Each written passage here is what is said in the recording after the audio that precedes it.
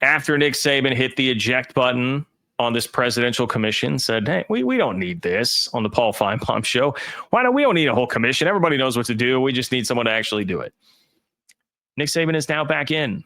Nick Saban's tone and tune has changed, but you're going to love the wording if you're a Big 12 fan on how exactly this happened. Okay. And I will explain in just a minute. Plus, we did get, thanks to a CBS Sports article, some detail on what this committee is actually going to attempt to do and perhaps a timeline. So there are some updates here on the Presidential Commission on College Sports, which has really taken over the last couple of weeks and definitely could be one of the biggest stories in college sports in a long time.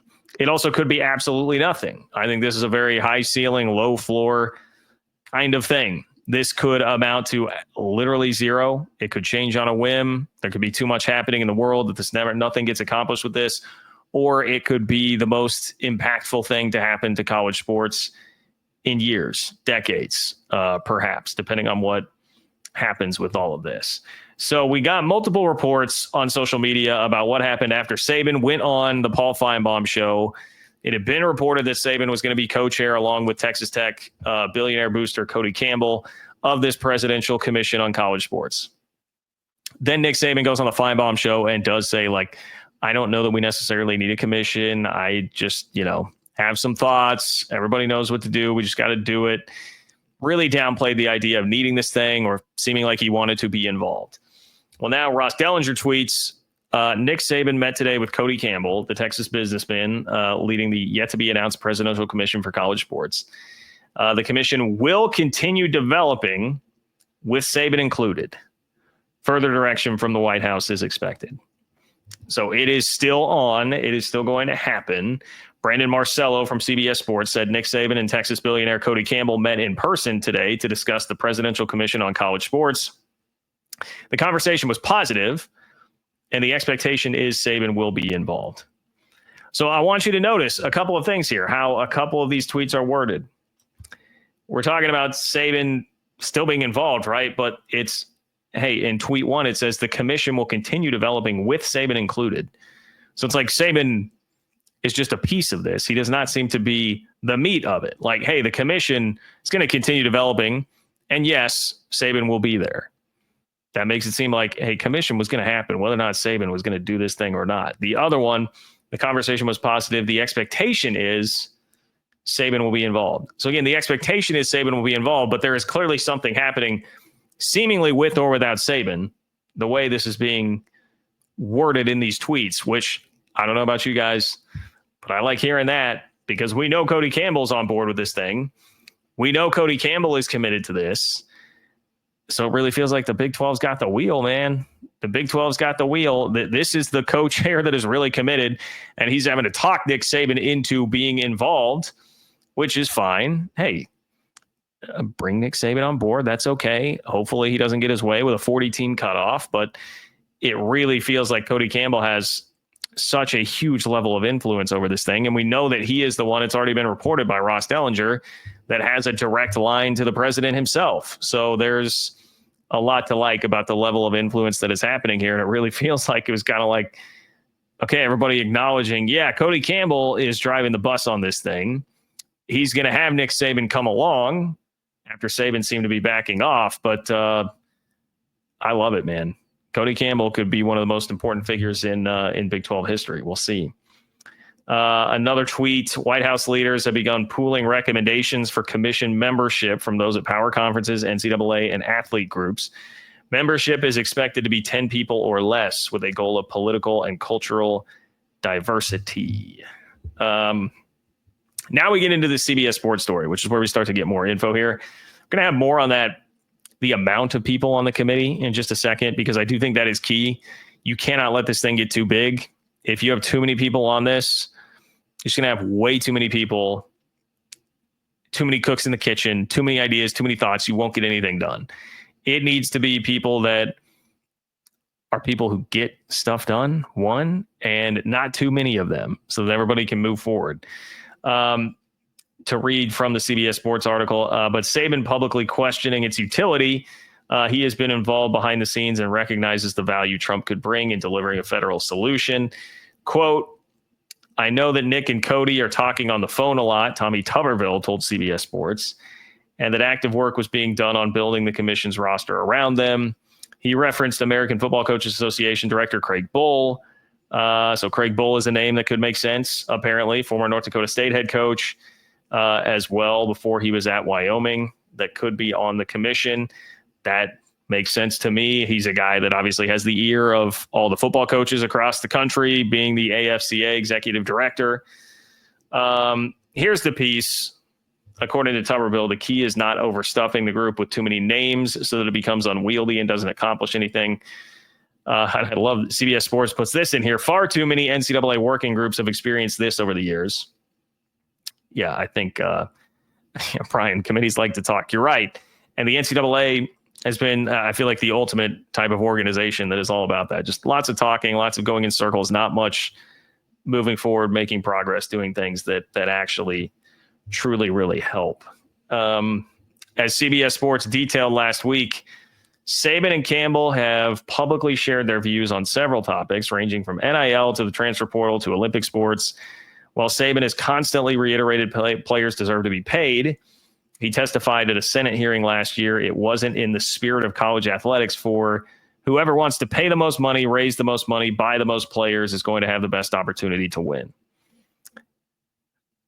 That's a pretty loaded statement. If we're going to unpack that one, I mean, one layer would be everybody would say, well, there have been a lot of schools that have been very successful, perhaps Sabin's own, who were giving guys paper bags full of money back in the day, paying them under the table and paying them the most money. And that's why they were winning. You could also come at it from the angle of like, okay, Nick, but at a certain point, it was, the schools that paid the most in terms of facilities and everything that you were allowed to spend money on. Those would be the ones that would be attracting the most kids. And in some ways, it was still about spending the most money to have the biggest opportunity to win.